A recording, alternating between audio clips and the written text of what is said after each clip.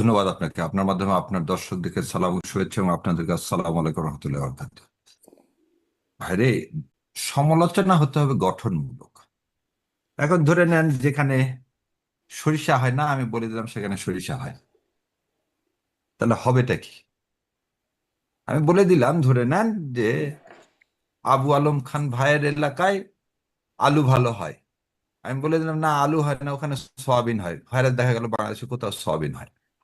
এটা যখন রাষ্ট্র, ধরে নেন আমি শাহরিয়ার কবির কি বললাম তাতে কিছু যায় আসে। তা আবু আলম ভাই যখন কিছু বলবে সেটা যায় আসে, কারণ উনি রাষ্ট্রের সচিব মর্যাদায় বিভিন্ন একটা লং সময় ছিলেন। আর মাননীয় প্রধানমন্ত্রী যখন বলবেন সেটা কিন্তু মানে ওয়েট না, তার কথাটাই বাংলাদেশের মানুষ কি করবে, বিশ্বাস করবে, এবং তার উপর ভিত্তি করে দেশ চলবে। ধরে নেন এই বাজেটের কথা বলি। বাজেট দিলেন 9,38,00,000 কোটি টাকা, if I am not wrong. বাংলাদেশে এ পর্যন্ত রাজস্ব আহরণ হয়েছে 3,00,000 সাড়ে 3 লক্ষ কোটি টাকা। তাহলে বললাম আমরা জুলাই রেভলিউশনের পরে কি বললাম, যে আমাদের একটা পরিবর্তন হতে হবে, যেটা আবু আলম খান ভাই অলরেডি বললেন। একটা গাতানুগতিক বাজেট, একটা চিত্ত আকর্ষণমূলক বাজেট, একটা ঘাটতি বাজেট।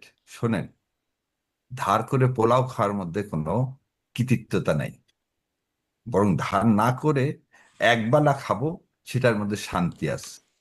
সো বিএনপি যে বাজেটটা দিয়েছে, এই বাজেটের উৎসটা দেখে, তাদের যে রাজস্ব আদায়ের যে চিন্তা, যে লক্ষ্যমাত্রা স্থির করছে, এই লক্ষ্যমাত্রা হচ্ছে দেখা যাচ্ছে ওই যে জমিদাররা যেভাবে পিটে ইয়ার কাছ থেকে নিত, বা নীলকরেররা যেভাবে ব্রিটিশরা নীলকরের চাষ করার জন্য চাষিদের কাছ থেকে আদায় করতো, ওরকম আদায় না করলে এই এই বাজেট তো দূরের কথা, ঘাটতি তো দূরের কথা, অর্ধেক টাকাও তার ইয়া অর্ধেক টাকাও জোগাড় করার কোনো ক্যাপাসিটি নাই। সেকেন্ডলি, আইএমএফ যেখানে বলতেছে যে আমরা কোনো বাজেটকে সমর্থন করব না যে বাজেটে ভর্তুকির ব্যবস্থা রাখা হয়েছে, এই বাজেটে দেখেন এটা বিশাল অঙ্কের টাকা ভর্তুকির জন্য রাখা হয়েছে। আপনি স্বাভাবিকভাবে আপনার নাই, আপনি দেখেন তো এন্ট্রিম গভর্নমেন্ট কিরকম বাজেট দিল, কোনোভাবে যেন চলে, এবং ব্যয় সংকোচন নীতি। আজকে মাননীয় প্রধানমন্ত্রী বললেন বড় বড় কোনো প্রজেক্ট নেওয়া হবে না। উনি 20,000 কোটি টাকা দিয়ে দিলেন কি বন্ধ শিল্প কারখানা চালু করার জন্য। ভাইরে, আপনার মাধ্যমে সারা বাংলাদেশের মানুষকে একটা কথা জিজ্ঞাসা করি। আপনারা বোধহয় দেখছেন যে এই যে বালু নদীর ধারে বাংলাদেশের তৃতীয় বৃহত্তম জুট মিল আর পৃথিবীর সপ্তম জুট মিল, এই জুট মিল ফ্যাসিস্ট হাসিনা একটা গ্রুপকে দিয়েছিলেন যে এটা চালু করবে বলে। তারা করছে কি জানেন? ওই জুট মিলে ক্রেনটা পর্যন্ত বিক্রি করে দিচ্ছে। ওই জুট মিলে তো কিছু নাই, লোহা লক্কর ক্রেন, সে ক্রেনও বিক্রি করে দিছে। আর অন্যদিকে দেখেন আকিজ গ্রুপকে জুট মিল তারা নিচ্ছে, কিনছে তারা। এগুলো তো জুট মিল দিছে নামমাত্র মূল্যে, কিনছে, সেই জুট মিলগুলো প্রফিটেবল হচ্ছে। সো আপনি 20,000 কোটি টাকা দিয়ে বাংলাদেশে এর আগেও করা হয়েছে, 2006 সালেও করছে। ওটার নাম ছিল বাংলাদেশ ব্যাংকের আইএমএফ ফান্ড। সেই ফান্ডের মাধ্যমে আপনি কি করছেন, মৎস্য খাতকে উজ্জীবিত করার নামে লুটপাট করে খাইছেন, একটা টাকা আজ পর্যন্ত ফেরত আসছেনি, 12,000 কোটি টাকা। সো এই বাজেটটাকেও আমি দেখতেছি একটা লুটপাটের বাজেট। এখন উনি এই এই মানে যে আমি এটাও কি একটা, সমালোচনা, আপনি যে গতানুগতিক বাজেটের কথা বলছেন, এটাও কি একটা গতানুগতিক সমালোচনা? মানে আমরা গতানুগতিক এর আগের যে বাজেটগুলো হতো, মানে সেটি আগের সরকার বলি বা তারও আগের সরকার বলি, জি, জি, এই জি। বিরোধী দলের পক্ষ থেকে লুটপাটের বাজেট শব্দটা খুব কমন শুনতাম। এবারের কেন আপনি তো গতানুগতিকতে বের হয়ে আসেননি, তার মানে আপনি লুটপাট করার জন্য বাজেট করছেন। আর প্রশ্ন হচ্ছে, উনি এটাকে যে বললেন কি, যে মদের দাম বাড়াইছি, সিগারেটের দাম বাড়াইছি বলে বিরোধী দল সমালোচনা করছে। বিরোধী দল ওইটা সমালোচনা, কারণ মানে উনি ওই বোঝেনি। স্ক্রিপ্ট রাইটারের যে কথাটা বললেন না, আমার পাশে যেগুলো আছে তাদের যদি মাথার মধ্যে আল্লাহ যদি ওই জ্ঞানটুকু না দেয়, যে বিরোধী দল কি বলতেছে, যে মানুষের উপর করের বোঝা চাপায় না, তুমি রাজস্ব আহরণ করবা। আচ্ছা, রাজস্ব আহরণ করবা কি এই 3,000 কোটি টাকা থেকে বাকি 5,000 কোটি টাকা, বা হলে তো তাও একটা স্বাভাবিক ছিল, 5 লক্ষ কোটি টাকা তুমি কোথায় থেকে আদায় করবা, কোন খাত থেকে? তুমি সে খাত বলতেই পারতেছো না। তুমি না, সে কিন্তু কাজ বিরোধী দল, করতে পারছো না। বিরোধী পক্ষ থেকে যে ছায়া বাজেট দেয়া হয়েছে সেটিও তো 8,39,000 কোটি টাকা, মানে অনেক যে কম দেয়া হয়েছে, বা সেটি যে ঋণ ছাড়া এই বাজেটও বাস্তবায়ন করা যাবে তেমনটাও তো না। না, এখানে সর- এখানে আবার কথা আছে, বিরোধী বাজেটের মূল দেখেন যে 40% টাকায় কি বিদেশি ঋণ পরিশোধের জন্য দেওয়া হয়েছে, ওখানে ভর্তুকির ব্যবস্থা রাখা হয়নি, ওখানে জাকাত থেকে কত টাকা আসবে সে আহরণের ব্যবস্থা, প্রতিটা each and every single item টাকাটা কোথায় থেকে আসবে ওখানকার দেখেন, যে এই যে ভাই যেটা আবু আলম ভাই বলেন গ্যাপটা কত।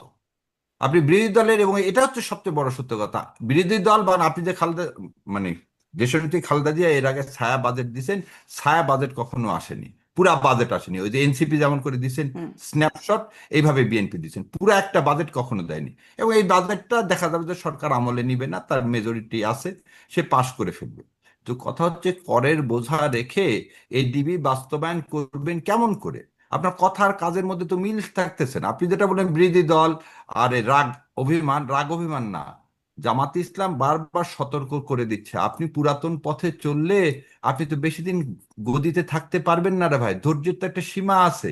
3 মাসে অধৈর্য করে দিলেন আপনি 8 দিন, দেখেন 8 দিন হসপিটাল আপনি বন্ধ করে দিলেন কি কারণে? গরিব মানুষ অনেক চিকিৎসা পায়, কার ইশারায় করে দিলেন? ইন্ডিয়ার ইশারায়, যাতে এরকম ভালো ভালো হসপিটালগুলো বন্ধ হয়, সমস্ত এই রোগী যাতে তথ্যটাই বা কোথা থেকে সেবা। আসলো, মানে এই তথ্যটাই কোথা থেকে আসলো? ইন্ডিয়ার ইশারায় বন্ধ হলো আর গরিব ইন্ডিয়ারই, মানুষ আপনি চিকিৎসা আবার পায় আমাকে বলে একটা বন্ধ জিনিস করা হলো? বলেন তো, মাথা ব্যথা হচ্ছে আপনি মাথা কেটে ফেলে দিবেন? রাজশাহী মেডিকেল কলেজে 91 জন বাচ্চা মারা গেল, রাজশাহী মেডিকেল কলেজ বন্ধ করে দিচ্ছেন? রাজশাহী মেডিকেল কলেজ বন্ধ করে, আচ্ছা মাইলস্টোন কলেজে কি হয়ে গেল? এয়ারপোর্টের পাশে মাইলস্টোন কলেজ আছে, সেখানে একটা প্লেন ক্র্যাশ হলো, মাইলস্টোন কলেজ আর ওখানে বাড়িঘর সব বন্ধ করে দিচ্ছেন না? তার মানে কি, আমি একটা উদাহরণ দিলাম যে পলিটিক্যাল গোলগুলো আপনার যা অ্যাচিভমেন্টের করতে চাচ্ছেন সব হাস্যস্কর, এবং এগুলো কার ইশারায় করতেছেন? পাশের দেশ ইন্ডিয়ার ইশারায় করতেছেন, ওই জন্য বাজেটটা দিচ্ছেন গতানুগতিক, যাতে ফেল করে, এ সরকারও নাস্তা নাবুদ হয়ে যাবে, আবার মানুষ বিক্ষোভ করবে, সরকার পড়ে যাবে। আর কত, সেটাই বিরোধী দলীয় নেতা বলছে, আপনি একটু দয়া করে তো শোনেন। মানে আমি একটু ভালো করে বুঝতে চাই আসলে 8 দিন হসপিটাল পাশের দেশ ইন্ডিয়ার ইশারায় কেন বন্ধ হবে? 8 দিন হসপিটালের সাথে ইন্ডিয়ার শত্রুতা কি? ও শত্রুতা আমি কি আচ্ছা আপনি বোধহয় জানেন না, মেডিকেল ভিসা ছাড়া কিন্তু অন্য ভিসা ইন্ডিয়া দিচ্ছে না, এবং এই এন্ট্রিমেট পিরিয়ডে বোধহয় মানুষের মেডিকেল ভিসায় যাওয়াটা সবচেয়ে কমে গেছে। এখন কেন? এখন মানুষ তো অল্টারনেটিভ খোঁজে। আপনি যেমন বোধহয় সাক্ষাৎকার দেখছেন, বাংলাদেশে সবচেয়ে কমে এবং বিনা পয়সায় যদি প্রসূতি মায়েদের কারো সিজার করা হয়, তাদের চিকিৎসা দেয়, সেটা 8 দিন হসপিটাল। 8 দিন হসপিটালের যে ফিজের যে ফিগার, সেটা সর্বনিম্ন। এবং 8 দিন হসপিটাল একটা ইন্টারন্যাশনাল মানের একটা হসপিটাল, একটা প্রাইভেট হসপিটাল, কিন্তু আপনি আবার দেখেন যে সরকারি হসপিটালের কথা বলা হচ্ছে না। মানুষ কিন্তু আমাদের দেশে বড় বড় যাই বলে বিরোধী দলীয় নেতা, সরকারি হাসপাতালে কি তার অপারেশন হয়েছে? না, প্রাইভেট হসপিটাল, ইউনাইটেড হসপিটাল হয়েছে। আপনি তো এই কথা বলতে পারেন না যে ইউনাইটেড হসপিটাল দেশের সবচেয়ে ভালো হসপিটাল, সবচেয়ে বেশি এক্সপেন্সিভ, সেটা তো সাধারণ মানুষ যেতে পারবে না। তাহলে সাধারণ মানুষের যাওয়ার জন্য যে জায়গা রাখা হয়েছে সেটা কি 8 দিন হসপিটাল? এবার আপনাকে একটা গল্প শুনাই। আমার এক বন্ধু ছিল, তার নাম রিঠু। ওকে আমাকে বলতো যে শোন, ঢাকা কি জন্য যাব, নওগাঁ থেকে কলকাতা যেতে আমার লাগে 113 টাকা। আর তখন ঢাকাতে, নওগাঁ থেকে ঢাকা নন এসি বাসের ভাড়া ছিল 350 টাকা। আবার বলে দিচ্ছি, নওগাঁ থেকে কলকাতা পর্যন্ত পৌঁছাতে খাওয়া দাওয়া সহ লাগে 113 টাকা। আর নওগাঁ থেকে ঢাকা লাগতো তখন 375 টাকা। আমি তো অবাক হয়ে গেলাম, কিভাবে রে? বললো কিছু না, সান্তাহার স্টেশন থেকে থার্ড ক্লাস একটা টিকিট কাটবি, দর্শনা পর্যন্ত চলে যাবি, দর্শনা থেকে ওপারে পার হবি, 17 টাকায় কলকাতা। তাহলে এই যে দুপুরবেলা সুন্দর মতো বুফে কারে খাবি, খেয়ে ওখান থেকে আর নড়বি না, তুই ওই বুফে কারে বসে থেকেই দর্শনা পর্যন্ত তুই চলে যাবি, এই করে 113 টাকা। এই যে কথাটা বললাম টাকার সাথে সম্পর্কিত, কারণ কলকাতা গেলে আমার কি হয়, আমার খরচটা কম হয়, এই চিন্তা করে 8 দিন হসপিটাল করা হয়েছে। আর ভারত এটা বন্ধ করে দিল কেন? 4 দিন যারা অ্যাফোর্ড করতে পারবে না তারা তো ভাই ইউনাইটেডে যেতে পারবে না, তাদের ডেস্টিনেশন কোথায় হবে? তাদের ডেস্টিনেশন হতে হবে কলকাতা। এই কথা একদম যদি সহজ ভারত ভাবতো সরল। তাহলে ভারত এত ভিসা কেন বন্ধ করতো? মানে ভারতই তো মানে এটা তো ভারত ইন্টেনশনালি না, ভারত ভারত না, ভিসা না, সংকুচিত করেছিল। না, ভারতের জন্য মেডিকেল ব্যবসা ছাড়া অন্য দাঁত দিব না, মেডিকেল ভিসায় খালি চালু রাখছে, অন্য ভিসা সেটাও সীমিত রাখেনি। করেছিল। না, সেটাও তো মানে সেটার উপরও নানান রকম নজরদারি, মানে সীমিত কম করেন না, দেয়া সীমিত হচ্ছিল। করতে না, নজরদারি না, আমি বললাম যে ইনস্টিটিউশন আপনি নষ্ট করে দেয়। এই যে আজকে বাজেটের কথা বললাম, আমি একটা উদাহরণ দিলাম, যা ভারত হচ্ছে আপনার শত্রু, সে সর্বক্ষেত্রে আপনাকে চাবে মানুষের মাধ্যমে তারেক জিয়ার কি মেলায়ন করতে। এই যে তারেক জিয়াউর রহমান মাননীয় প্রধানমন্ত্রী বিভিন্ন কথা বলতেছেন, এটা কি মেলায়ন করে? এটা কার অংশকার? একটা আপনি একটা জিনিস বলেন, ওনার আজকে কি বলা উচিত ছিল? গতকালকে একটা হাই কমিশনার এসে বলতে পারে দুই দেশ এক করে দিব, এ বিষয়ে ওনার মুখে বন্ধ কেন, তলা কেন? উনি আজকে এই বিষয়ে বললেন না কেন? বিরোধী দলের কথা বলতে পারলেন, কিন্তু উনি এই কথা, বিরোধী দলীয় নেতা প্রথমে কালকে রাতে স্টেটমেন্ট বলছে ওনার কাছে জবাব চাওয়া উচিত, এবং ওনাকে এই দেশে কিভাবে উনি থাকে। কালকে একটা লোক এসে বললো 160 কোটি লোক আমরা সব এক হয়ে যাবো। আরে যে দেশের 22% লোকের টয়লেটের ব্যবস্থা নাই, সে দেশের সাথে বাংলাদেশ যাবে? আরে তোমার দরকার হয় বাবা, তুমি বাংলাকে না পারো চালাতে, আমাদের সাথে দিয়ে দাও। যেমন তো করিমগঞ্জকে জোর করে আমাদের কাছ থেকে নিয়ে নিছো, সব ফেরত দাও। আসাম আর করিমগঞ্জ, পশ্চিমবঙ্গ ফেরত দাও, আমরা ভালো মতো চালাতে পারবো। আমাদের কি নিতে যায় না? উনি এ বিষয়ে কোনো কথা বললেন না। উনি বাজেটটা সম্পর্কে কনস্ট্রাকটিভ আমি কোনো একটু কথাই আবু বলতে আলম বলেন। শহীদ খানের কাছে যেতে চাচ্ছিলাম, তবে এই প্রসঙ্গটা একটু আপনার কাছ থেকে শুনেই তারপরে যাই, যে এই যে কোনো কথা বললো না এই বিষয়ে, মানে এরকম কথা তো আসলে সুন্দর শোনা যায় বলে অনেক সময় অনেক কথা বলা হয়, খুব মানে লিটারেলি মিন করা হয় কিনা, মানে আমি ভারতীয় হাই কমিশনের বক্তব্যের প্রসঙ্গটা জিজ্ঞাসা করছি, এরকম একটা বিষয় কিনা। আর এই বিষয়ে মানে দুঃখিত, মানে মুখ বন্ধ বা কথা বলছেন না সরকার, আপনি যে অভিযোগটা করলেন, ধরেন হাদি হত্যাকাণ্ড নিয়ে তখন যেই ভারতীয় আধিপত্যবাদ, সেভেন সিস্টার আলাদা করে দেওয়া ইত্যাদি নানান রকম কথা শোনা গেল, এখন যখন মমতা বন্দ্যোপাধ্যায় বললেন যে স্বরাষ্ট্রমন্ত্রী অমিত শাহ নির্দেশে হয়েছে, কারা করিয়েছেন, মানে তিনি করিয়েছেন, কাদের দিয়ে করিয়েছেন মমতা বন্দ্যোপাধ্যায় জানেন, সেখানেও সরকার মুখ বন্ধ রাখলো।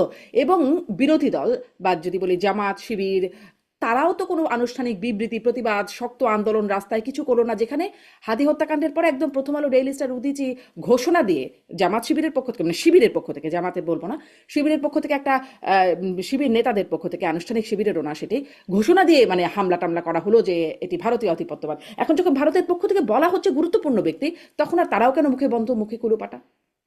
জানি না, আমি একটু বলতে পারি, আমার মুখটা খোলা। আমি গতকালকে, শোনেন, গতকালকে আমি জনসভা করছি, 2 ঘন্টা বৃষ্টির মধ্যে দাঁড়ায় থেকে 500-র মতো লোক, বৃষ্টিতে ভিজছে, একজনও যায়নি।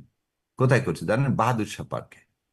এই বাহাদুর শাহ পার্কে জনসভা করে তারপর ওখান থেকে স্যার সলিমুল্লাহর কবরে যে জিয়ারত করে আসছে। কিসের দাবিতে জানেন? একটাই দাবি, যে এই যে ভারত যে কথাগুলো বলতেছে, ব্রিটিশের মতো আমি ভারত ছাড় আন্দোলনের ডাক দিছি। আমি বলছি 3টা জিনিস: বাংলাদেশে যতগুলো ভারতীয় লোক আছে তাদেরকে কি করতে হবে? এই দেশ থেকে তাদের ওয়ার্ক পারমিট বাতিল করতে হবে। 2 নম্বর কথা বলছি, বাংলাদেশ, কিন্তু আপনি বলছেন, আপনি বললেন, কিন্তু আমার কথা কথাটা হচ্ছে শেষ আপনি করে যেই দিই। দলটা সমর্থন করেন, যেই দলটা হ্যাঁ, বিরোধী দল, যারা বললে আসলে ম্যাটার করে, আপনি একটু আগে বলছিলেন না আপনি বললে কিছু হবে না, প্রধানমন্ত্রী বললে হবে, বা হয়তো বিরোধী দল বললে হবে, তো বিরোধী দল কেন মুখে কুলোপাটা, সংসদে আল্লাহ কেন কার বললো না, কথা রাস্তায় কেন কবুল। নামলো না? বোন, আপনি কিন্তু শুরু করছেন হাদিকে দিয়ে। হ্যাঁ, হ্যাঁ। হাদি কিন্তু কোনো দলের নাই। হুম। সো আল্লাহ যে আমার কথা কবুল করবে না আর আমার পিছনে লোককে দাঁড় করায় দিবে না, কে বলছে? এবং কালকে কিন্তু প্রথম বাংলাদেশের ইতিহাসে ভারত বিরোধী জোট গঠন হয়েছে, এবং তার নাম দেওয়া হয়েছে কি জানেন? জুলাই ফ্রন্ট। জুলাই ঐক্য ফ্রন্ট গঠন হয়েছে 11টা দল নিয়ে, এবং ইনশাল্লাহ রাস্তায় দেখবেন। প্রথম কথা হলো যে বাংলাদেশ জামাত ইসলামের প্রতিবাদ করছে। এখন 2টা জিনিস এখানে, একটু একটা জিনিস বোঝা উচিত। তারেক জিয়াকে ধরেন নেন, কালকে আমরা আন্দোলন করে ফেলে দিলাম হোটেল বিদ্যা। আমরা কেন মাননীয় প্রধানমন্ত্রীকে বারবার বলতেছি এই ইসলামী ব্যাংক দখল করো না, এভাবে অন্যায় করো না, আগের মতো স্বৈরাচারের পথে যেও না? কারণ আমরা দেখতে চাই একটা গণতান্ত্রিক পরিবেশ ফিরে আসুক। তুমি কারচুপির মাধ্যমে আসছো, তারপর তোমাকে সুযোগ দিতে চাই। কিন্তু উনি যদি এটা দখল, যদি উনি অর্জন করতে ব্যর্থ হয়, তার আশেপাশের লোকজনগুলো যদি তাকে ওই আবার সেই দিল্লির সার্কেলের মধ্যে যদি সে ঢুকে যায়, পরিণতি ভয়াবহ। সেটাই তাকে মনে করিয়ে দেওয়া, এর বেশি কিছু নেই। এবং আমি যা দেখতে পাচ্ছি, পরিণতি ভয়াবহ হতে বাধ্য। জি, আমি একটু জনাব আবু আলম শহীদ খান আপনার কাছ থেকে, আপনার অনেকগুলো বক্তব্য ব্যারিস্টার শাহরিয়ার কবিরের কাছ থেকে শুনলাম, মানে কোথায় কথা বলা লাগবে বা বলবেন, আর কোথায় মুখে কুলুপ আঁটবেন, এই বিষয়ে কি এখানে কি কোনো স্বার্থের বিষয়াদি আছে বলে মনে হয়? মানে আপনার একটু বিশ্লেষণী শুনি। না, উনি তো ওনার বিশ্লেষণ করবেন। যেমন ধরেন যে আদ্দিন হাসপাতাল বন্ধ করে দেওয়া ঠিক হয়নি। মানে আদ্দিন হাসপাতাল যে কারণে বন্ধ করে দেওয়া হয়েছে, লাইসেন্স বাতিল করা হয়েছে, সেটা আরো তদন্ত করে তাদেরকে আরো ফাইন টাইন আরোপ করতে পারতো এবং দায়ী ব্যক্তিদের খুঁজে বের করতে পারতো, এবং এই যে মনিটরিং এর দায়িত্বে যারা ছিল তাদেরকেও খুঁজে বের করা সম্ভব হতো। বাট এই কারণে আদ্দিন হাসপাতালের মতো একটা হাসপাতাল, যে হাসপাতালটা জনসেবা করছে, তাদের ঘাটতি আছে, তাদের সীমাবদ্ধতা আছে, এবং তাদের আইনের লঙ্ঘনও থাকতে পারে, সেই সব আপনি করেন, সেটা মনিটরিং করা তো সরকারের দায়িত্ব। বাট আপনি এইভাবে লাইসেন্স বাতিল করাটা এটা ঠিক হয়নি, এবং এতে জনসেবাটা বঞ্চিত হবে, জনগণ সেবা থেকে বঞ্চিত হবে। কিন্তু শাহরিয়ার ভাই যেভাবে বললেন যে ভারতের নির্দেশে 8 দিন হাসপাতাল বন্ধ করে দেওয়া হয়েছে, এটা হজম করাও শক্ত। মানে এটা এটা এরকম হবে না, এটা হওয়ার কথা না। কারণ হচ্ছে যে ওই একটা হাসপাতাল বন্ধ করলে কি ভারতের খুব সুবিধা হয়ে যাবে? ভারতে যারা চিকিৎসার জন্য যান, শাহরিয়ার ভাই এটা নিশ্চয়ই জানেন যে ভারতে কি ধরনের চিকিৎসার জন্য লোকজন যান। ভারতে এই সন্তান জন্ম দেওয়ার জন্য বাংলাদেশের কোনো রোগী যান বলে আমার মনে হয় না। এখন অনেক ধনী মানুষ থাকতে পারে, তারা ভারত কেন, তারা ইংল্যান্ডে চলে যেতে পারেন, আমেরিকাও চলে যেতে পারেন। কেউ কেউ আমেরিকায় যান, সেখানে নাগরিকত্ব পাওয়ার একটা সুবিধা ছিল আগে, সে কারণে সন্তান সম্ভব মায়েরা চলে যেতেন এবং নাগরিকত্ব পেয়ে যেতেন তাদের বাচ্চারা। তো এইখানে যে এই যে 8 দিন হাসপাতাল ভারত বন্ধ করে দিচ্ছে, অথবা ভারতের নির্দেশে এটা হচ্ছে, ভারতের নির্দেশে প্রধানমন্ত্রী মুখে কুলুপ এঁটে রেখেছেন, এই কথাগুলো মনে হয় খুবই একদম খুব সাদা মাঠা মতো সাদা। এবং এই সব কথার আসলে কোনো মানে যৌক্তিক কথাবার্তা বলে জনগণ গ্রহণ করবে না। ভারত বিরোধিতা একটা আমাদের জনগণের মনে আছে, সেটা তো আলাদা জিনিস। সে কারণে আপনি ভারত বিরোধিতার কার্ড আমরা খেলতে পারি, কিন্তু এই খেলাটারও একটা নিয়ম করে খেললে ভালো হয়। সব কার্ড সব সময় খেলা যাবে না। তো এই সময়ে যদি আপনি শুধু ছোট্ট জিনিসের মধ্যেও মানে প্রধানমন্ত্রীর যে কোনো কাজের মধ্যে ভারতের নির্দেশ বা ভারতের ইয়ার পরামর্শ খুঁজে বের করতে চেষ্টা করেন, আপনি করতে পারেন, বাট এগুলো সত্য না। এখন ভারতের যে অ্যাম্বাসাডার আসছেন নতুন হাই কমিশনের, তিনি একটা বক্তব্য দিয়েছেন, সেই বক্তব্যের পজিটিভ নেগেটিভ দুভাবে আপনি মূল্যায়ন করতে পারেন। তিনি যে বক্তব্য দিয়েছেন সেই বক্তব্যে তিনি নিশ্চয়ই এটা বলেননি যে বাংলাদেশ ভারতের সাথে বিলীন হয়ে যাক। এই কথাটা আমার তার বক্তব্য পরে কিন্তু আমি এটা মনে করিনি। এখানে তাকে ভিসা সংক্রান্ত বিষয় যখন প্রশ্ন করা হয়েছে, তখন তিনি এরকম একটা উত্তর দিয়েছেন যে আমরা 160 কোটি লোক, আপনারা 20 কোটি লোক, আমরা একটা বিশাল শক্তি, আমাদের মধ্যে আরো অনেক ধরনের সম্পর্ক গড়ে উঠতে পারে, জনগণের সাথে জনগণের সম্পর্কের বিষয়গুলো থাকতে পারে, এবং ভিসাটা ইজি করার একটা বিষয় আছে। তো সুতরাং ওই কথাটাকে ভারত বাংলাদেশকে নিয়ে নিতে চায়, এরকম আমি মনে করি না, এরকম আশঙ্কা আমার নাই, এরকম চিন্তা করারও কোনো কারণ নেই। বাংলাদেশ এমন একটা দেশ যে ভারত এটাকে নেওয়ার কোনো প্রশ্নই উঠে না, মানে এখন পর্যন্ত আমি যা মনে করি। ভবিষ্যতে কি হবে, 10 বছর পরে, 5 বছর পরে কি হবে, সেটা তো আমি জানি না। বাট বাংলাদেশকে কেন ভারত নেবে? বাংলাদেশে এখানে 18 কোটি বা 20 কোটি মানুষের মধ্যে 90% যদি মুসলমান হয়, তাহলে আপনি চিন্তা করেন 18 কোটি মুসলমান, এবং ভারতে তো মুসলমানের সংখ্যা আমরা জানি। তো এই যে আমাদেরকে যদি ভারত নিয়েও নেয়, তাহলে যে মুসলমানদের যে একটা শক্তি, সেই শক্তি বিশাল শক্তি হয়ে যাবে। সেই শক্তির মোকাবিলা করা তো ভারতের জন্য খুবই কষ্টকর। সুতরাং ভারত এবং এই যে ইকোনমি কেন ভারত গ্রহণ করবে? মানে ভারতের বাংলাদেশ দখল করে নেওয়ার বা বাংলাদেশকে নিজের দখলে নিয়ে যাওয়ার, সিকিম ভুটান বানানোর কোনো পরিকল্পনা আছে এরকম আমার মনে হয় না।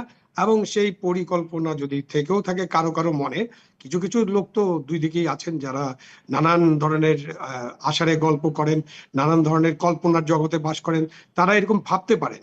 বাট প্র্যাকটিক্যালি এই ধরনের কোনো পরিকল্পনা ভারত সরকার বা ভারতের জনগণের থাকার কথা নয়, এবং আছে বলে আমি মনে করি না। জি। আবু আলম কিন্তু ভাই, এই যে আপনাকে একটা প্রশ্ন জিজ্ঞাসা করতে পারি? আপা একটু ইন্টারাপ্ট। বলেন। আচ্ছা দেন, করেন করেন। হুম। আপনি কি চিত্তরঞ্জন সুতার ডক্টর কালিদাস বৈদ্যকে চেনেন? নাম শুনছেন? না, আমি আবু আলম, ব্যক্তিগতভাবে চিনি না চিত্তরঞ্জন কিন্তু সূত্রের, নাম নাম শুনেছি। শুনছেন? উনি নাম বরিশালের শুনছেন? মানুষ ছিলেন, উনি হ্যাঁ, একসময় পাকিস্তানের এমপি ছিলেন, এটাও একটু জানি। এবং 70 উনি সালের এমপি ছিলেন, 73 সালে এমপি ছিলেন, তাই না? জি 73 সালে এমপি ছিলেন, তাই না? জি তো জি ওনার ওনার যে কলকাতায় যে বাড়িটা আছে, এবং উনি যশোর ঘেরাও করা এবং যশোরকে ইন্ডিয়ার সাথে নিয়ে নেওয়ার একটা আন্দোলন করছিলেন, মহাজির আন্দোলনের সভা করছিলেন কলকাতাতে। এগুলো বোধহয় আপনার মনে আছে, জি মনে যদি আছে। আমি ভুল না করি। যদি এবং তাই সাথে সাথে থেকে এটাও আপনার মনে আছে কিনা জেনে নেন যে মুসলিম বাংলা করারও একটা আন্দোলন হচ্ছিল ওই সময়। আচ্ছা, আমি আপনার অট্টগুন বলতে যাই, এবং হুম। এই যে ষড়যন্ত্র করলেন আপনি মহাজির সঙ্গ দিয়ে বাংলাদেশকে খেয়ে ফেলে দেওয়ার জন্যই তো কবে করছিলেন? 76 77 সালে। সো ভারত আপনাকে গিলে খাওয়ার কথা কিন্তু 71 সাল থেকে আসতেছে, আবু আলম ভাই, আমি যদি ভুল না করি। এবং এই বইটা বোধহয় আপনি পড়ছেন মনে হয়, আবু রুশদের এই বইটা।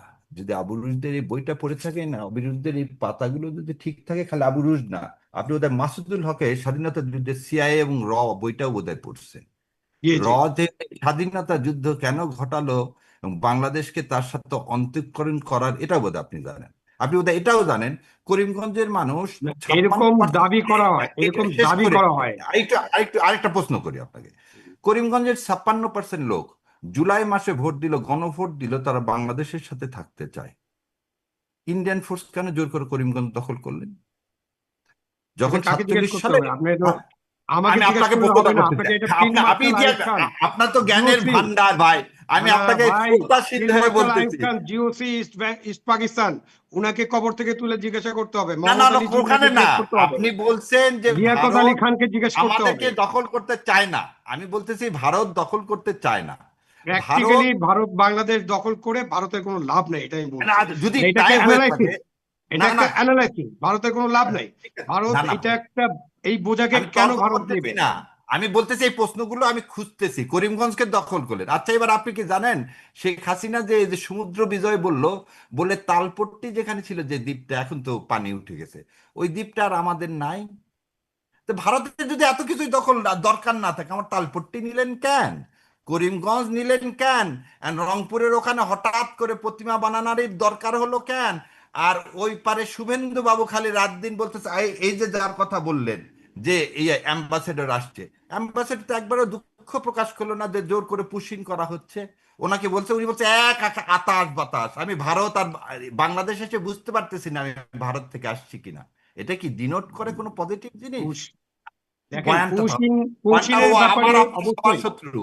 না বললাম না ভাই না, ও আমার পুশিনের সবার শত্রু। ব্যাপারে অবশ্যই আপনার বক্তব্য থাকবে, মানে আমাদের বাংলাদেশের রাষ্ট্রের একটা বক্তব্য থাকবে, এবং আমরা আন্তর্জাতিক যে আইন কানুন আছে সেটার ভিত্তিতেই এই সমস্যার সমাধান হতে হবে। এই বিষয়ে সরকারকে অবশ্যই স্পষ্টভাবে জানাতে হবে, এবং সরকারকে একটা কঠোর ভূমিকা নিতে হবে। এবং সরকারের যে আপনি আর আমি তো সরকার চালাচ্ছি না, বাট আমাদের যে বিজিবি আছে, পুশিনের ব্যাপারে তাদের যে ভূমিকা, এবং ওখানে বর্ডারে স্থানীয় জনগণের ভূমিকা, এইসব তো আমরা জানি নাকি? জানি এটা না। প্রশংসনীয় না? সুতরাং এই বাধা তো আমরা দিচ্ছি। আমরা স্বাধীন বাংলাদেশ, বাংলাদেশের সার্বভৌমত্ব কোনোভাবে কেউ লঙ্ঘন করার চেষ্টা করলে আমরা অবশ্যই সেখানে বাধা দিব, এবং সরকারকে সেখানে কঠোর ব্যবস্থা নিতে হবে। সরকারের যে বিজিবি কি সরকারের ইচ্ছা ছাড়াই নিজেরা কি জামাতের ইচ্ছায় এখন বাধা দিচ্ছে নাকি? এরকম মনে হয় নাকি আপনার? না না, আপনার কাছে এটা আবার জিজ্ঞাসা করি, স্বাধীনতা যুদ্ধের সাথে আপনার মুক্তিযোদ্ধা ছিলেন, ওপারে গেছেন, ট্রেনিং নিয়ে আসছেন, আপনিও তারপর তো ছাত্র ইউনিয়ন করতেন রে ভাই, আপনি আচ্ছা, কি আমি করতেন? বলে দিই, আপনি আমি কি একটু করতেন শেষ করি। বলেন সেটা। আর আমি বলতেছি, আমার বাবা মুক্তিযোদ্ধা, এই জন্য আপনাকে সম্মান করি অন্যরকম ভাবে। বললাম ভাই, আমি একটু বলতেছি, আপনারা ওপারে গেলেন, ট্রেনিং নিলেন, অস্ত্র নিয়ে আসলেন। 24-এ দেখেন তো আমরা কারো ট্রেনিং ছিল, অস্ত্র ছিল? আজকে যে লোকগুলোর কথা বললেন ছিল বর্ডারে, নাকি? ছিল আগে নাকি? বলেন, ব্যারিস্টার বলেন, শাহরিয়ার কবির, বলেন। আসিফ না আসিফ ছিল না, মাহমুদ সেটাই সজীব ভুঁইয়া তো বলতেছি। বললেন যে ছিল না, শোনেন, সশস্ত্র বলতেছি বিপ্লবের প্রস্তুতি। বলতেছি আজকে, শোনেন, 7.62 আজকে নিয়ে এখনো বর্ডারে কথা যে হচ্ছে, লোকগুলো আজকেও গেছে কথা লাঠি হচ্ছে। নিয়ে গেছে, বাংলাদেশ এই জাতি, কারণ আমরা হচ্ছে আমাদের রক্তের মধ্যে আমরা জানি যে তারা আমার মুসলমানিত্ব কেড়ে নিতে চায়। একটু আগে বললেন না যে আদ্দিন হসপিটালকে কেন খেয়ে ফেলে দিয়েছে? যে একই সুতা ইসলামী ব্যাংকে ইন্ডিয়া খেয়ে ফেলে দিছিল। ইসলামী ব্যাংকে জঙ্গি অর্থায়নের ব্যাংক বানাইছিল হাসিনা এই লক্ষ কোটি টাকা পাচার করার জন্য। কোথায় এখন তো বের হয় না ওটা জঙ্গি আয়নের ব্যাংক। ঠিক আদ্দিনকে একই কারণে বন্ধ করেছে। এই যে বলতেছে ইউনাইটেড হসপিটাল কোভিডের সময় মানুষ মারা যায়নি, তো ইউনাইটেড হসপিটাল কি বন্ধ করে দেওয়া হয়েছে?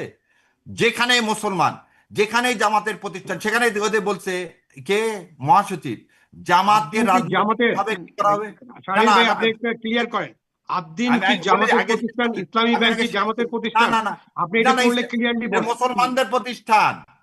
যে মুসলমানরা সবই তো পরিযায়ী মুসলমানদের বিশ্বাস করে প্রতিষ্ঠান ভাই, তাদের। আমিও তো শোনেন, মুসলমান, আমি বলি আপনিও আপনাকে, মুসলমান, আমাদের আপনি অ্যাঙ্করও টার্গেট এখনো করেন মুসলমান। তাকে, শোনেন, টার্গেট করেন তাকে যে যারা বাংলাদেশ ইসলামী জাতীয়তাবাদকে সমন্বিত রাখতে চায়, তাদেরকে আপনি টার্গেট করেন। সেদিন আপনি না, ইসলাম ব্যাংকের টার্গেট আপনার এই করছেন। যে আমি আপনার ইসলামী এটা ব্যাংক আমার এবং ইন্টারপ্রিটেশন, আপনি আদ্দিনের কাউকে কাজ কিন্তু ইসলামী কি আদ্দিন বলে, হসপিটালটা আপনি দেখেন, শোনেন, আকিব সাহেবের ছেলেপেলেরা হাফেজ। আপনি দেখাতে পারবেন এক, শোনেন, আকিব সাহেব বিড়ির ব্যবসা করলে কি হবে, ছেলেপেলে হাফেজ বানাইছে। এবং আরো একটা জিনিস দেখেন, কেন আক্রোশটা হচ্ছে, তার একজন ছেলে কিন্তু আমাদের কি ছিল, কমার্সের অ্যাডভাইজার ছিল, যে ইন্ডিয়ার কাছে নতজানু হয়নি। সেজন্য কিন্তু ইন্ডিয়া টার্গেট করছে আদ্দিনকে। এবং কাকে যে আমেরিকার সাথে টার্গেট চুক্তিটা করছে, করছে। যেটা প্রধানমন্ত্রীকে, সেজন্য প্রধানমন্ত্রী বিষয়ে চুপ। আজকে একটা না না কথা না, বলেন আমেরিকার সাথে আদ্দিনকে। চুক্তি করছে তো, আমাদের কমার্স অ্যাডভাইজার আমেরিকার সাথে ওই চুক্তি চুক্তির সাথে করছে, সে যুক্ত তো ভালো ছিলেন তো। চুক্তি করছে, আমেরিকার সাথে ভালো ভালো চুক্তি, চুক্তি ঠিক করছে। আছে। তো এই আমি ভালো বলি, চুক্তি করার জন্য এটা পুরস্কার, এই ইন্ডিয়া চুক্তি সারা তো বাতিল পৃথিবীর করেনি। যার সাথে চুক্তি করো সব চুক্তি ভালো। কারণ ইন্ডিয়া চুষে খায়, ওরা চুষে খেতে পারবে না। ওরা গিলে খাবে। গিলে কোনোদিন খেতে পারবে না। গিলে খেতে আসলে আমরা ইরান হয়ে যাব। না, ওইটা তো আর শাহরিয়ার এটা ভাই তো তো চিন্তা আমের না, দেশের মানুষ, ইনশাল্লাহ। আপনি আম শোনেন, গিলে খেতে পারবেন না, 74 সালে আম চুষে খেতে হবে। 74 ওই জন্য বলছি পাকিস্তান এবং চায়নার সাথে এখন আমাদের সামরিক চুক্তি করতে হবে এই ইন্ডিয়ার হাত থেকে বাঁচার জন্য, যেটা আবু আলম ভাই মানে কিন্তু আমারও ওই জায়গাটা প্রশ্ন রয়েই গেল যে আপনি এত ভারতের বিরুদ্ধে, মানে আপনি সবসময় খুব ভারত বিরোধী কথাবার্তা, মানে আপনার বক্তব্যে খুব স্পষ্ট হয়, শক্ত হয় ব্যারিস্টার শাহরিয়ার কবির। সেখানে মানে নির্বাচনের প্রসঙ্গেও আপনি বলেছেন যে ভারত এটা নির্বাচনটা এরকম করে দিয়েছে, ভারত ক্ষমতায় বসিয়েছে, ভারত আদ্দিন হসপিটালের পেছনেও ভারত, ইসলামী ব্যাংকের পেছনেও ভারত, মানে সব কিছুর পেছনে ভারত। কিন্তু যেটা নিয়ে আমার এই প্রশ্নটা আপনাকে করলাম, আপনি বলেন আপনি জানেন না, মানে বিরোধী দল কেন চুপ এই বিষয়টা নিয়ে, বা তারা চুপ না, আনুষ্ঠানিক বিরোধী দল তো প্রটেস্ট করছে। আমি বলছি আমি নিজেও প্রটেস্ট করতেছি, আমি রাস্তায় নামছি। কে বলছে? আপনি শিবির করেছেন থেকে শুরু করে জামাত ইসলাম সবাই করছে। আর আপনি জানেন আনুষ্ঠানিক যে একটা জামাত বিবৃতি, ইসলামের সমর্থক। সংসদে কোনো হ্যাঁ, বক্তব্য, সংসদে সংসদে কোনো বক্তব্য বক্তব্য, দিচ্ছেন দিচ্ছেন আনুষ্ঠানিক কোনো দিচ্ছেন। বিবৃতি। আপনি এটাও হয়তো জানেন না। বিরোধী দল যেগুলো প্রশ্ন দেয়, ওগুলো প্রশ্ন 71-এর প্রশ্ন ভাই আবু আলম ভাই জানে। চাইলেই কিন্তু আমি পয়েন্ট অফ অর্ডারে দাঁড়াতে পারি, কিন্তু চাইলে একটা কোশ্চিন সব জমা দেওয়া আছে। এবং আপনি হয়তো জানেন কিনা, মীর কাসেম আলী সাহেবের ছেলে, ও আজ ওই ঘটনার পরের দিনই চিঠি পর্যন্ত লিখছে কমনওয়েলথে চিঠি পর্যন্ত লিখছে যে ভারতের এই সন্ত্রাসী কর্মকাণ্ড নিয়ে পার্লামেন্টে দরখাস্ত পর্যন্ত দেওয়া হয়েছে, এই নিয়ে আমরা আলোচনা করতে চাই, তুলতেছে না। তাহলে আমি কি করব? ওখানে কার ইশারা? বাজেট অধিবেশন, আবার আবার বলতে না না বাজেট ধরেন তখন অধিবেশন, এখানে আনুষ্ঠানিক বিবৃতি দেওয়ার 71 সুযোগ দিতে থাকে, এগুলো আলোচনা হবে না, আনুষ্ঠানিক বড় বিবৃতি হবে। দেওয়ার সুযোগ থাকে, এরকম বড় বড় সেটা সমাবেশে দেওয়া কথা হয়েছে, বলছেন। সেটা দেওয়া হয়েছে বোন, সব জায়গায় হয়তো আমরা অনেকে মানে হুম। ঠান্ডা লেগে গেলে কানে তালা থাকে, তো কিছু মানুষের কানে তালা থাকে, সেজন্য তারা শুনতে পায় না। আর আমার কানে আমার তালা তো কেন, মানে একদম সব ভেঙে ফেলা হয়েছিল যখন, মানে যখন সেই হাদি হত্যাকাণ্ডের পর পর যখন হাদি মারা গেলেন আর হাদিকে কি। আপনি না না, হাদিকে আপনি মেরে ফেলে দিলেন, সেটা তো আপনি মমতার কথাতে আপনি আপনার আমার সবার উচিত কি ভারতকে নিন্দা জানানো। ভারত কোনদিন আমার আমার বন্ধু না, এটা তো মমতা ব্যানার্জিও ইয়ে করে দিলেন।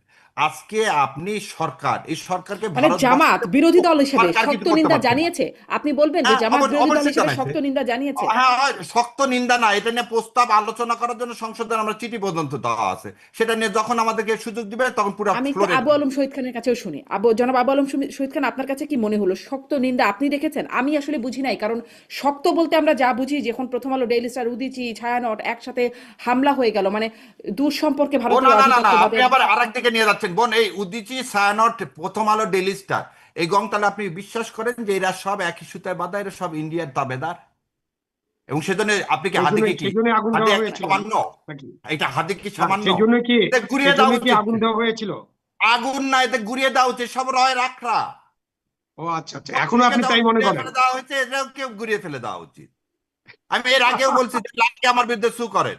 শোনেন, আপনি ছায়ানটকে, আচ্ছা আপনি কি জানেন রবীন্দ্রনাথ ঠাকুর ঢাকা ইউনিভার্সিটি বন্ধ করার জন্য 43 খানা চিঠি ব্রিটিশ রাজকে লিখেছিলেন?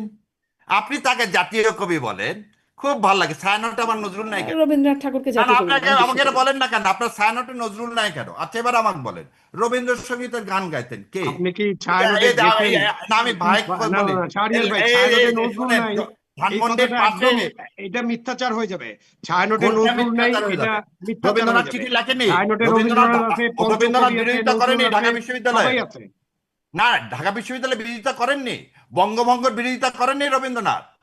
রবীন্দ্রনাথ রবীন্দ্রনাথ এই দেশের অবশ্যই মানুষের বঙ্গভবনের টাকা বিরোধিতা করছে, চুষে বা নিয়েছে ঢাকা কলকাতায়। বিশ্ববিদ্যালয়ের বিরোধিতা শোনেন করেছেন, এরকম এটা শোনেন নিয়ে অনেক বিতর্ক আছে। শোনেন, আমরা আমার বাড়ি এমন কিছু নিয়ে নওগাঁ। আজকে আলোচনা, শোনেন শোনেন, আমার আমার মনে বাড়ি হয় যে নওগাঁ। শারমিনের পুরো আত্রায়ের আলোচনাটাই মানুষকে, ভেস্তে চলে যাবে শোনেন, এরকম আত্রায়ের আলোচনা মানুষকে করতে গেলে। চুষে খাইছে রবীন্দ্রনাথ, সাজাদপুরের মানুষকে চুষে আবারও খাইছে চুষেই খাচ্ছে। রবীন্দ্রনাথ, কুষ্টিয়ার মানুষকে চুষে খাইছে রবীন্দ্রনাথ, চুষে খেয়ে কলকাতায় যে বসে খেয়ে কি সমাবেশ ওখানে করেন। এখন যে কোনোদিন দুধ খান, চায়নি সেই দুধের সমবায়টা, রবীন্দ্রনাথ, কোনোদিন এই জায়গাটা কে বাংলার দিয়েছে? উন্নতি চায়নি।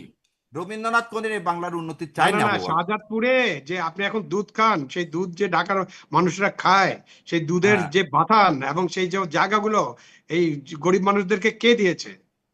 কে কার দিয়েছে? জমিদারি থেকে দিয়েছে? কার জমিদারি থেকে দিয়ে গেছে? ভাই, এইটা আপনি এগুলো মানে, তাহলে আরেকটু আগে একটু যান, 1793 থেকে আসেন না কেন ভাই? শোনেন ইতিহাস তো, আপনি হচ্ছে আমার সিনিয়র মানুষ, গুরু তাহলে তো মানুষ, ভাই কিন্তু আপনি আপনি না না এবার না, 1793 বলতে আদম হবে হওয়া না। থেকে আসেন, আমরা এখন ইতিহাস তাহলে আপনি আপনি বলবো বলতে না। হবে 1000 যে বছর থেকে রবীন্দ্রনাথ আসেন, কোনদিন এদেশের আপনি মানুষের 100 ভালো চায়নি 100 ভাই। খ্রিস্টাব্দ থেকে আসেন, না শোনেন, জমিদারি শুধুমাত্র কোন মোগল আমল থেকে জমিদার আসলে তো শোনেন, হবে না, মুসলমান শুধু জমিদার বাদে ইখতিয়ার উদ্দিন মোহাম্মদ বখতিয়ার আমাকে একটা খলজির জিনিস কথা বলেন বললে তো, হবে না। আমাকে এটা বলেন, সলিমুল্লাহ ঢাকা ইউনিভার্সিটির জায়গা দিল, রবীন্দ্রনাথ কেন একটা ইউনিভার্সিটি করার জায়গা দিল না? রবীন্দ্রনাথ কেন ইউনিভার্সিটির বিরোধিতা করলো? আপনি এটা বলেন। সলিমুল্লাহ ঢাকায় জায়গা দিল হুম বিশ্ববিদ্যালয় করা, তাই আমার নওগাঁতে জায়গা দিতে পারতো পঁচিশরে, তাই ভাই, সাদাতপুরে জায়গা দিতে পারতো, তাই সলিমুল্লাহ কুষ্টিয়ায় সাহেব জায়গা ঢাকা দিতে পারতো, কেন বিশ্ববিদ্যালয়ের দেয়নি? জায়গা দিছে শোনেন কিনা উল্টা এটা করলো নিয়ে কি? অনেক বিতর্ক আছে, শোনেন এগুলো ভাই নিয়ে আমরা ভাই ভাই আমরা ভাই ডকুমেন্ট ভাই দেখি। ভাই ভাই, আমরা 2 বিঘা ডকুমেন্ট দেখি, জমিও কেড়ে ডকুমেন্ট দেখেন। নিছেন। ঢাকা শোনেন, বিশ্ববিদ্যালয়ের জায়গা বাগানটা সলিমুল্লাহ সোজা দিয়েছেন, করার এইটা জন্য প্রমাণ 2 নাই। বিঘা জমিও কেড়ে নিছেন। শোনেন, বাগানটা সোজা করার জন্য 2 বিঘা জমি কেড়ে নিছেন না 2 বিঘা কৃষকের? জমি কবিতা লিখছে এই জন্য না। শোনে, ওই জন্য বললাম ইউনিভার্সিটি দেন না, 2 বিঘা জমি কেড়ে নেন। হুম। রবীন্দ্রনাথ কোনদিন আপনার ছিল না। আচ্ছা, চলেন। রবীন্দ্রনাথ মানে প্রথম আলো ছায়ানট উদিচে এগুলো গুড়িয়ে দেওয়া উচিত। রবীন্দ্রনাথ চুষে খাচ্ছেন মানে এই তথ্যগুলো এখন আগে খুব একটা শুনতাম না, এখন হয়তো আপনাদের কাছ থেকে নতুন নতুন করে শুনছি। আম, কারণ আমরা আমাদেরকে বলতে চাননি, ইসলামী বাংলাদেশের মানুষের কাছ থেকে ইসলামী জাতীয়তাবাদটা কেড়ে নিয়েছেন 1954 থেকে। কেন একমাত্র লোক হোসেন শহীদ সোহরাওয়ার্দী বলতো, এই হোসেন শহীদ সোহরাওয়ার্দীকে সেদিন ইন্ডিয়া মেরে ফেলে দিল বৈরুতে। এটাও নতুন, এটাও আপনাদের কাছে নতুন মনে হবে। কারণ হোসেন শহীদ সোহরাওয়ার্দীকে না মারলে তো বঙ্গবন্ধুর মতো লোককে, শেখ মুজিবুর মতো লোকের হাতে আওয়ামী লীগ তুলে দিয়ে এই বাংলাদেশ নামক ইস্ট পাকিস্তান নামক দেশটাকে করদ রাষ্ট্রে পরিণত করতে পারে না। সুপরিকল্পনা আজকে না, বহু আগে থেকে। ওই করিমগঞ্জ যেভাবে ও, গিলে খাইছে, আমাদের আমাদের আপনাকেও কিন্তু গিলে খাবে। অনেক গবেষণার মধ্যে ঢুকে যেতে হবে। জি, আমরা আমরা তাহলে ওই এতদিন জানতাম, মানে আপনি বলছেন ইন্ডিয়া মারছে, আমরা এতদিন জানতাম পাকিস্তানিরা মেরে ফেলছে। কোথায় থেকে ওই যেমন কোথায় চলে জানি, যাচ্ছি আমরা। যেমন জানি ভাই, যেমন আমরা জানি যে পাকিস্তানিরা বুদ্ধিজীবীদের হত্যা করছে ইন্ডিয়া। যেমন শহীদুল্লাহ খানকে যখন বলা হয় যে শেখ হাসিনার হাজবেন্ড পর্যন্ত, উনি একজন বিজ্ঞানী, 71 সালে পুরাটা সময় চাকরি করলো অ্যাটমিক এনার্জি কমিশনে। ভাইরে, বুদ্ধিজীবীদের হত্যাই করতে হয়, তাহলে শেখ হাসিনার স্বামীকে কেন হত্যা করলো না? হত্যা করছে কারা? ইন্ডিয়া। এই সত্যটা মেনে নেন। কারণ 72 সালে কোন সব পাকিস্তানি ছিল সব না। বুদ্ধিজীবীদেরকে তো আর হত্যা করে নাই, কেউ কেউ সব তো বেঁচেও বুদ্ধিজীবীকে আছেন। ইন্ডিয়া মারছে আমার দেশটাকে করদ্রাস্ত করার জন্য। এবং জি, আপনাকে আরো একটা জিনিস বলি, গুম প্রথম করছে কে ভাই? তো জানি সেলিমকে প্রথম কে গুম করলো ভাই 72 সালে? সেলিমকে কে গুম করলো প্রথম 72 সালে? আপনারা বলেন মুজিব বাহিনী মুক্তিযোদ্ধাদেরকে বোধ হত্যা করছে 71 সালে। তাজউদ্দিনকে তো হত্যা করতে গেছিলই। এই সত্য একটা কিভাবে লুকাবো? আচ্ছা, সেই মানে আমার কাছে মাঝে মাঝে মনে হয় যে আদম হাওয়া থেকে ইতিহাস শুরু হয়ে যাবে কিনা এখন আবার কথা বলতে বলতে, এত আগে না থেকে না না না, আহ, আমরা এত বাংলার আগে মধ্যে থেকে থাকি, 12 ভূঁইয়ার মধ্যেই থাকি, হ্যাঁ, 12 এত ভূঁইয়ার আগে থেকে মধ্যেই শুরু থাকি। হয় মানে আমরা সবসময় জামাত ইসলামের বক্তব্য শুরু করতে শুনি যে 47 থেকে আগে, মানে এই 47 থেকে পাথর শুরু হয়। কারণ হচ্ছে আপনাকে ইতিহাসটা পড়ানো হয় 52 থেকে, আপনাকে হুম। 1905 সাল পর্যন্ত যেতে দেয় না, এটাই না হিন্দু। না, এখন 52 থেকে হলে 1793 হবে থেকে কি শুরু করতে হবে। পাকিস্তানের বিরোধিতা করা শুরু হবে। হ্যাঁ, মানে তাহলে আমরা মুঘল আমল কেন বলবো না, তাহলে আমরা মুঘল বললাম আমল মুঘল আমল, বলবো। তার আগে 1900 তাহলে না, পাল বংশ, 1905 থেকে বাংলা। সেন বংশ, তাদের কথা বলি না কেন? না, ওই তো আমি আসলে আসলে যেতে চাই না, সত্যি সত্যি সেই আদম হাওয়া থেকে পৌঁছাবো, আমরা সেখান যেতে থেকে পারি, শুরু আমরা করতে যেতে হবে। পারি, কোনো সমস্যা নেই।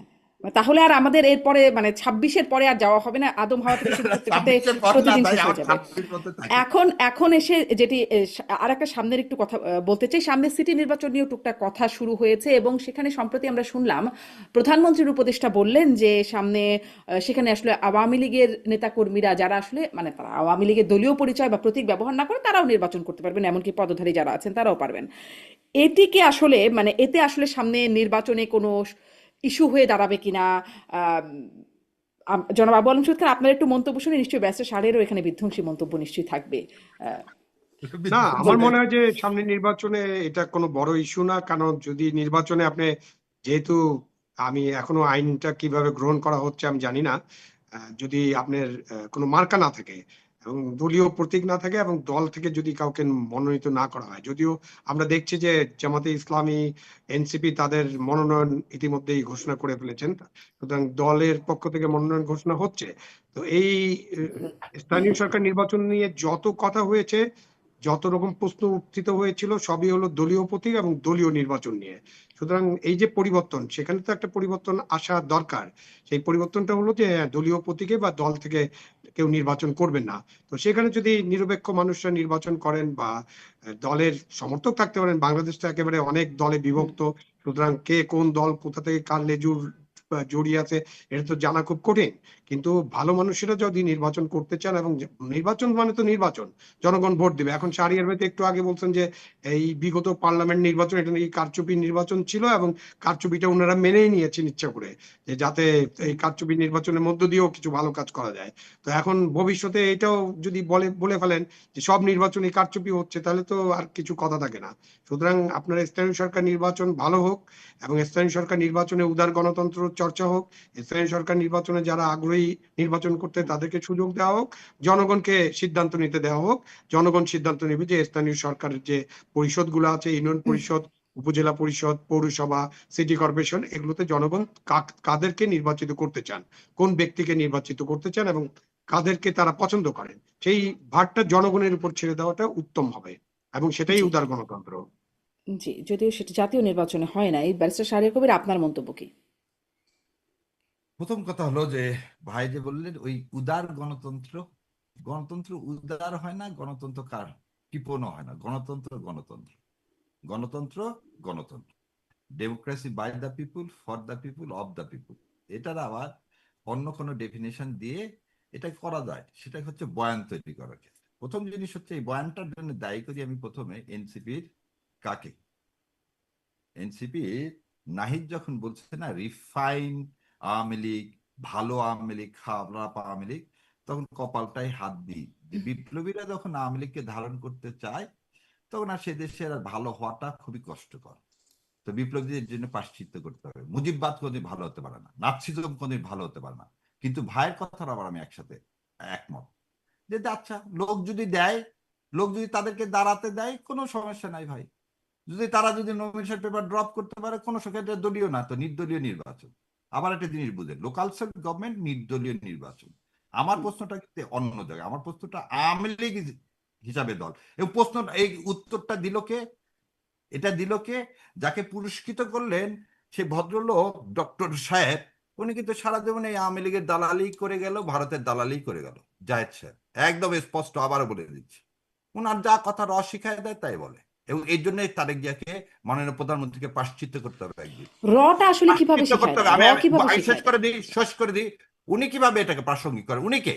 হুইজ হি? উনি কি প্রতিনিধি পার্লামেন্টের? উনি একটা প্রধানমন্ত্রীর উপদেষ্টা করা উপদেষ্টা। হয়তো, না না আগে শুনেন, উনি তথ্য উপদেষ্টা। উনি ইলেকশনের দায়িত্ব দিচ্ছে ওনাকে। উনি আওয়ামী লীগকে কেন প্রাসঙ্গিক করতে চায় প্রতি কথায়? এখন পর্যন্ত শুনলাম যে এবছর হবে ইলেকশন, পরে বললো না ইলেকশন হবে না। উনি এই কথা বলার কে আওয়ামী লীগ করবে কি করবে না? কারণ ওই যে এই বইটাতে আবার উপরে যে সাংবাদিককে কত টাকা করে দেওয়া হয় রয়ের পক্ষ থেকে, উনিও টাকা খান, সেজন্য ওই বয়ানগুলো দেন।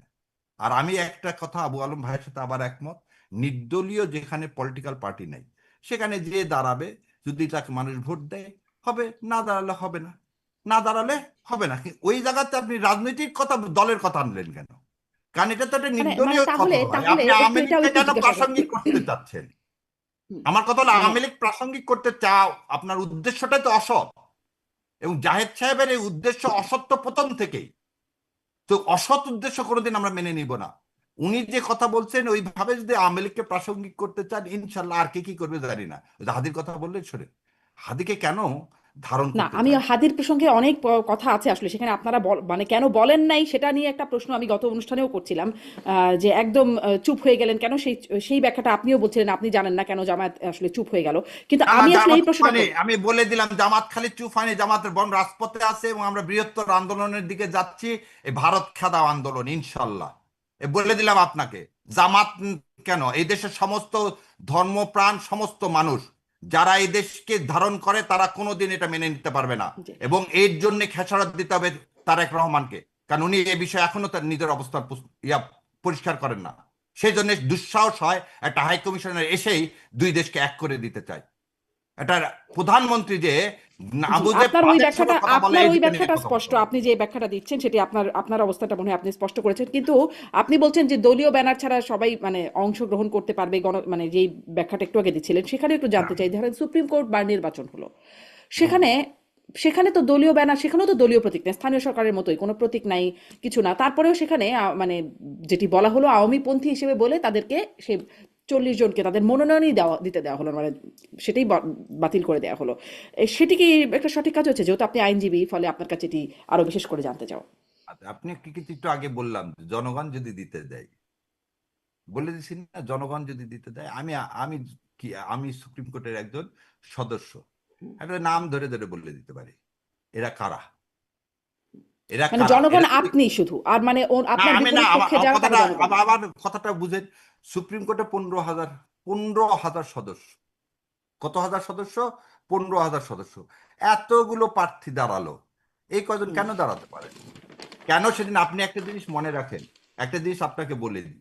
3 তারিখে যখন রিটটা নিয়ে যাওয়া হলো, মরণাস্ত্র যেন ইউজ না করে, হুম, সমস্ত লয়াররা আমরা সহ সেখানে গেলাম। সেখানে এই 40 জনাই সেদিন যে ওখানে বিরোধিতা করছিল, কিসের বিরোধিতা করছিল? আমার রাষ্ট্রের বিরুদ্ধে ভারতীয় সংস্কৃতির সহযোগিতা করছিল। তারা তো দেশদ্রোহী। আপনার তো আরো বলা উচিত যে এই 40 জন আসলে দেশদ্রোহী। এই না, সেটা তো দেশদ্রোহী আইন, আপনার ব্যাখ্যা। শুনেন, নির্বাচন আমি করতে আপনাকে বলি, দিতেন, তাদেরকে পরাজিত না না, করতেন আপনারা। নির্বাচন তো দূরে থাকে, এদের লাইসেন্স বাতিল করা উচিত। এটা এদের তো লাইসেন্স স্বৈরাচারী বাতিল সিদ্ধান্ত না, করা মানে উচিত। আপনি বার যা বলবেন কাউন্সিলে, তাই হবে, বার বাকিদেরকে দিতে কাউন্সিলে দেবেন না। এদের লাইসেন্স বাতিল করা উচিত। এবং বাতিল যে করেনি সেজন্য কি আমার সুপ্রিম কোর্টে বারে হাসিনার সপক্ষে এরা কি করছে? রাতের আধারে হঠাৎ করে মিছিল করছে, রাতের আধারে হঠাৎ করে মিছিল করছে তারা। হুম। হাসিনাকে ফিরিয়ে আনতে হবে, সুপ্রিম কোর্টে এই হাসিনাকে ফিরিয়ে আনতে হবে, এই মিছিল করবে এই 40 জন। এবং একটা দেখান তো এই 40 জন আওয়ামী লীগের বাইরে একটা লোক আছে যে সুপ্রিম কোর্ট বারে ইলেকশন করতে পারেনি? এই 40 জন তো মার্কা মারা আওয়ামী লীগ। এবং প্রতীক যারা তো এই ছিল না, দেশের, হ্যাঁ দলীয় বুঝি প্রতীক না, তো ছিল না। আর দলীয় প্রতীকের কথা না, আপনি তো শোনেন, এই যে আবু আলম ভাই আর আমি বসছি, আবু আলম ভাইয়ের কি পিঠে ধাপ্পা লাগানো আছে আওয়ামী লীগ? না।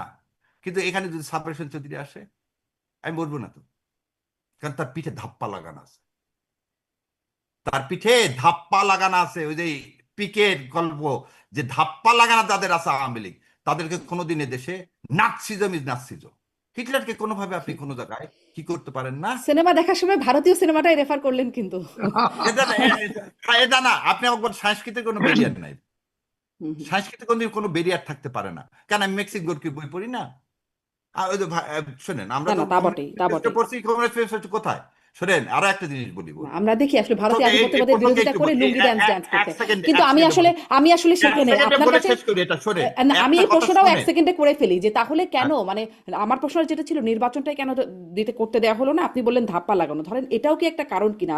যেগুলো হয়েছে নির্বাচনগুলো, ছোট ছোট জেলা আইনজীবী সমিতি নির্বাচন, ধরেন কক্সবাজার, চাঁপাইনবাবগঞ্জ, লক্ষ্মীপুর, এরকম কয়েকটা জায়গায় কিন্তু আওয়ামী লীগের প্যানেল জিতেছে, মানে যেটি আসলে ঠিক প্যানেল হিসাবে তো আওয়ামী লীগ না, মানে তার দলীয় প্রতীক তো হবে না, কিন্তু তারপরে ওই যে ধাপ্পা হিসাবে তাদের প্রতীক জিতেছে।